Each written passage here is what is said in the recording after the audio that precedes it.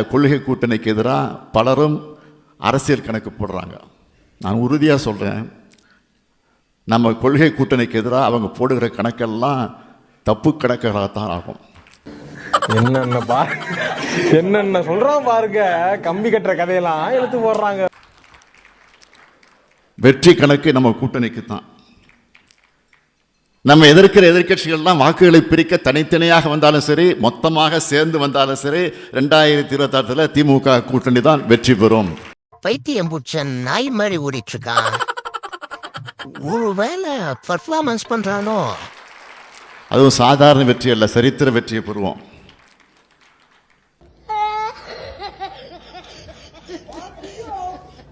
தலைவரே சொல்லிட்டாரு, வெற்றியை சொல்லவா வந்துடும், யாரும் மெத்தனமா இருந்துடக்கூடாது. பைத்தியமாயவே ரொம்ப நேரம் நல்லா பேசிக்கிட்டாரையா. 200 தொகுதிகளுக்கு மேல வெற்றி பெறணும்னா அது எளிமையாக வராது. அதுக்கு இங்க இருக்க எல்லோரும் உறுதி எடுத்துக்கணும்.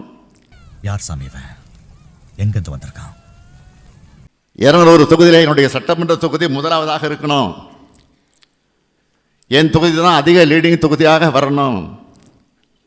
என் மாவட்டத்தில், என் மாநகராட்சியில், என் ஒன்றியத்தில், என் பகுதியில், என் பேரூரில், என்னுடைய ஊராட்சியில், என்னுடைய வார்டில் அதிக லீடிங் வாங்கணும்னு சொல்கிற அளவுக்கு நீங்கள் எல்லோரும் கடுமையாக உழைக்கணும். 7வது முறை ஆட்சி அமைக்கணும் என்பதுதான் நம்முடைய இலக்கு.